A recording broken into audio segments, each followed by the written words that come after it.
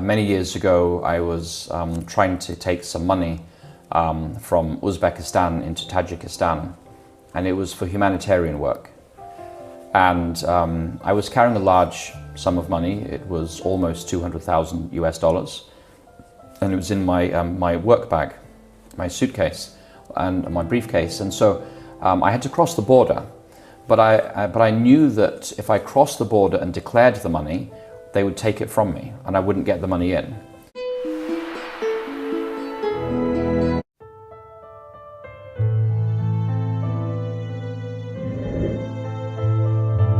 And they may kill me, or they may kidnap me. Maybe they say if he has this much money, maybe he has some more money.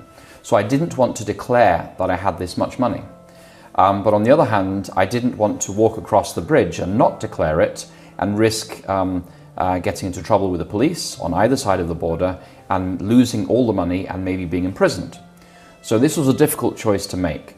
And on the Uzbek side of the border, there was a border customs post, and there was the people checking your passport, and there was also a police post. So there were 3 posts.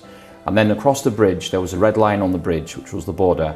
When you crossed over the bridge, they also checked your passports. Then there was customs after that, and after that there was another police post. So there were 6 posts, and I needed to get through all of those posts without declaring this money. So what was I going to do? Well, I looked like a Westerner, because overseas people can see that you're a Westerner, if not just from how you look, but from your glasses and your shoes. They give Westerners away wherever you go in the world, and because we tend to have good shoes and nice glasses. And so I realized if they look at me, they'll know I'm a foreigner, and they're going to stop me. And they're going to like shake me down for money. So I said, I offered up a prayer and said, "Dear Lord, I need to cross this bridge. I don't want to lose the money. I don't want to be kidnapped. I don't want to be put in prison. So I need you to help me here." And at that moment, this little old man stood at my left elbow, and he was an old man. His face was all full of creases from working in the sun all day, and he looked like a cotton farmer.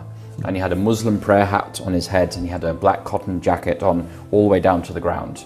And he looked at me and he said in perfect English, he said, "Would you like to cross the bridge?" And I never thought, how does this man know such perfect English? But I said, "Yes, please." And he said, "Well, take my arm and just walk with me." And he said, "Don't look at anybody, just look to the ground." So I thought, maybe this is what I'm going to have to do. So I started walking, and there were crowds of people at each of the 6 posts. And I came to the first post, and I kept my head down, and I just walked on, and there were police everywhere, and nobody stopped me. I came to the second post where they're checking passports, and I just walked through the passport check, and nobody checked me. And I came to the border guards, and they didn't check me. I walked over the border, and then they were checking passports, and they had to get a stamp. I just kind of walked straight through, nobody stopped me. And then the customs officials were there, and I had my bag, and nobody said, "What's in your bag?" And then there was a police check, and I walked all through 6 posts, and nobody stopped me. And I was kind of nervous, really. And when I got through to the other side, there was a taxi depot there, and I found a taxi to go into the capital, Dushanbe. And I said, "I need to thank this old man," but I couldn't find him anywhere. He was gone. And so I think that was an angel. God answered my prayer for an angel.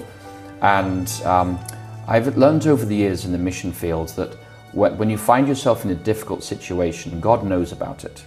And He's allowed you to be in this situation.